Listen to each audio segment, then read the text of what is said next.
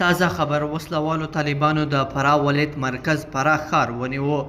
دا چې د طالبانو دغه ښار څنګه ونیو، حکومت د طالبانو په اړه څه وایي، نور جزئیات ویډیو کې وګورئ او چینل سبسکرایب کړئ. السلام علیکم، ستړي مشئ. وسلوالو طالبانو د افغانستان په جنوب لویدیځ کې د پراته فراه ولایت مرکز فراه ښار ونیو. تان ته راغلي معلومات او عکسونه ښایي چې وسلوال طالبان د فراه ولایت مقام مخې ته له وسلو او عسکري موټرو سره ولاړ دي.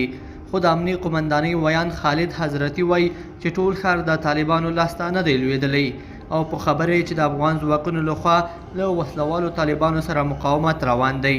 د نیمروز په شمول په ډیرو هغو سیمو کې چې طالبانو نیولي د دولتي ودانیو وسایل او امکانات لوټل شوي دي. او نن داسې خبرونه هم خپاره شول چې د هلمند ولایت په مرکز لښکرګاه کې د کمپیوټري تذکرو یو مرکز هم لوټل شوی دی.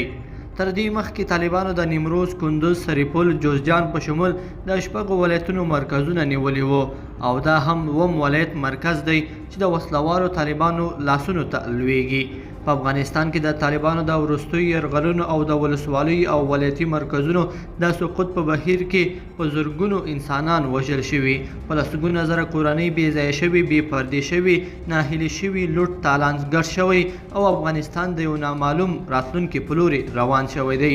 په افغانستان کې د ملګرو ملتونو د سیاسي استازولۍ مشرې دیبورا لاینز تېره اونۍ خبرداری ورکړ چې که طالبان بریدونه ونه دروي او د افغانستان د حکومت او وسلوالو مخالفینو ترمنځ ستونزې د خبرو له لارې حل نشي، کیدای شي چې افغانستان د سوریې څخه چې لوټې وټې شو یا پخوانۍ یوګسلاویا چې په څو هیوادونو وویشل شو په برخلیک باندې اخته شي.